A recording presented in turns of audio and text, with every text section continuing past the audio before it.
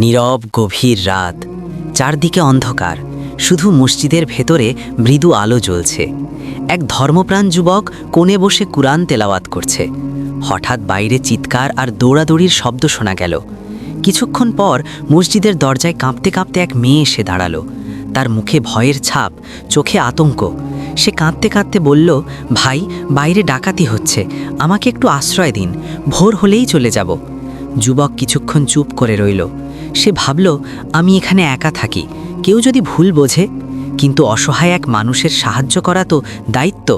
সে শান্ত কণ্ঠে বলল, আপনি ভেতরে আসুন, ওই কোণে বসুন, আল্লাহ ভরসা, ভয় পাবেন না।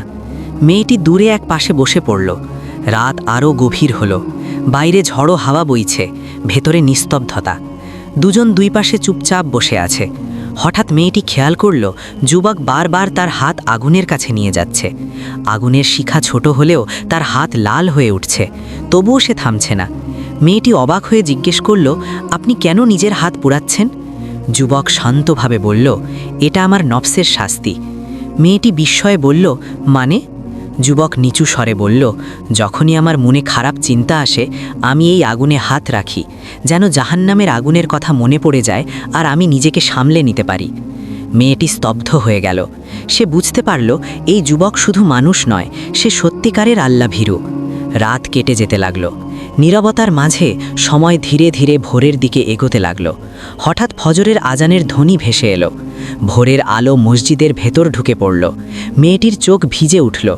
সে বলল, আপনি আমাকে শুধু আশ্রয় দেননি, ঈমানের শিক্ষা দিয়েছেন। যুবক নিচু চোখে উত্তর দিল, সবই আল্লাহর দয়া। আমরা যদি আল্লাহকে ভয় করি, তিনি আমাদের রক্ষা করেন। এরপর মেয়েটি নিরাপদে চলে গেল।